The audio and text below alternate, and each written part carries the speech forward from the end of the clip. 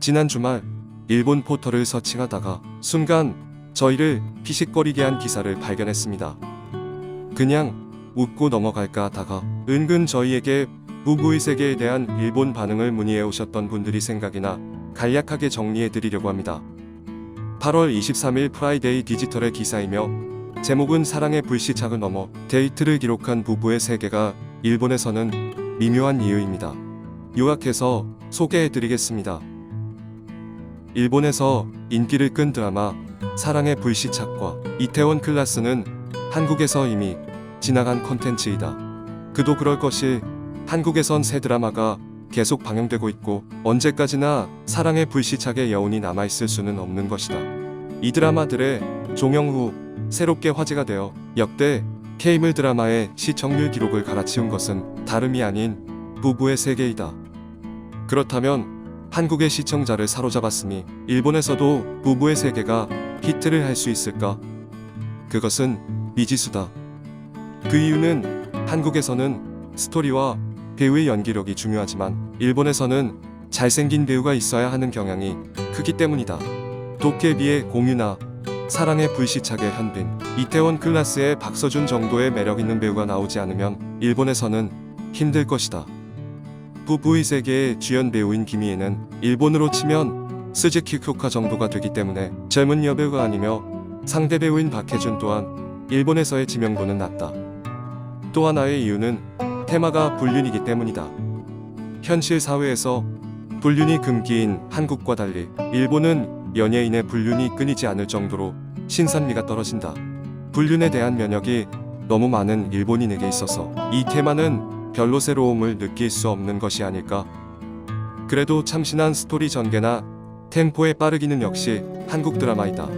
이런 스릴 있는 드라마에 익숙한 한국인에게 있어서도 매번 감탄을 할 정도의 드라마이다.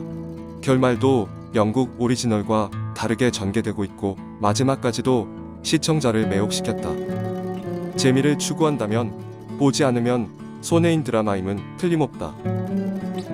기사 뒤편에는 동백꽃 필 무렵, 버킹, 사이코지만 괜찮아 등의 드라마와 현빈, 박서준 등의 다른 드라마 소개가 있었고 부부의 세계의 이야기는 저기까지가 끝이었습니다. 만약 한국에서 저런 내용의 기사가 나왔으면 어땠을까요?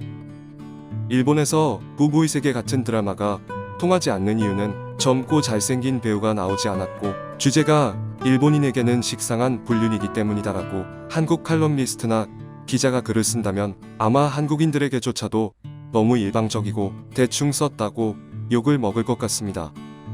사회문화 컨텐츠를 비평 혹은 분석한다는 것은 기본적으로 자의적인 분야입니다. 쉽게 말하면 뇌피셜 분야입니다. 수학 문제처럼 답이 딱 정해져 있는 것도 아니고 같은 현상에 대해서도 다양한 시선의 설명이 가능합니다. 그래도 자기 나라 국민이 잘생긴 배우들을 찾고 불륜에 익숙하기 때문에 저런 류의 드라마가 인기를 끌지 못한다는 이유는 조금 성의가 없어 보입니다. 당연히 어이없어할 일본 네티즌들의 반응을 보시겠습니다. 한류 드라마 좋아하는데 잘생긴 사람 없어도 낯선 배우진이어도 설정, 각본, 연기가 좋으면 봐요.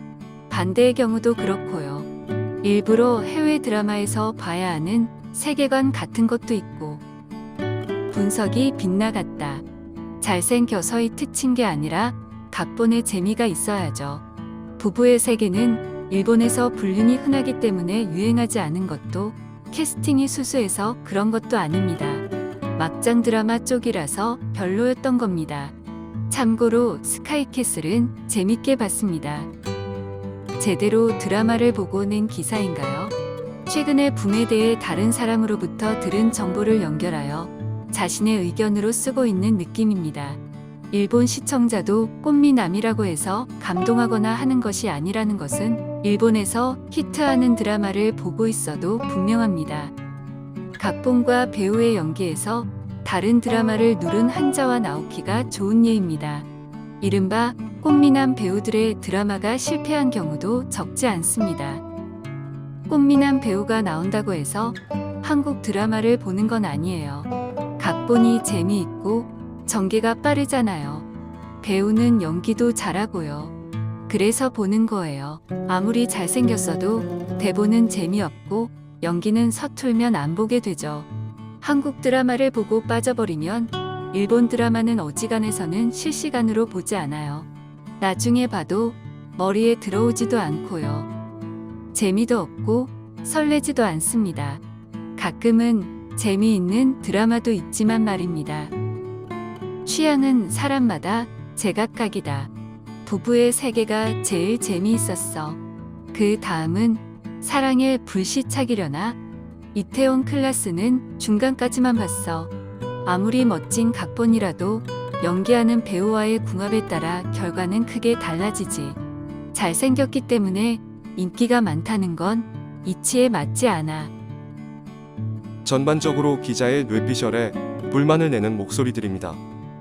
어차피 뇌피셜 놀이라면 저흰 오히려 제 일본 쪽 지인이 말해주었던 뇌피셜이 더 다가옵니다. 그 친구는 이렇게 말했습니다. 하루하루 살기가 빡세. 스카이캐슬이니 부부의 세계니 나의 아저씨니 다 보기 싫어. 무겁고 어두운 건 싫어. 그냥 사랑의 불시착이나 이태원 클라스처럼 시원시원하고 화끈한 게 정신건강에 도움이 되지. 코로나의 올림픽 취소에 온갖 우울한 일투성인데 드라마까지 무거운 거 볼 필요는 없잖아. 역시나 정답은 없습니다. 아무리 그래도 앞으로는 조금은 더 성에 있는 분석 기사가 보고 싶습니다.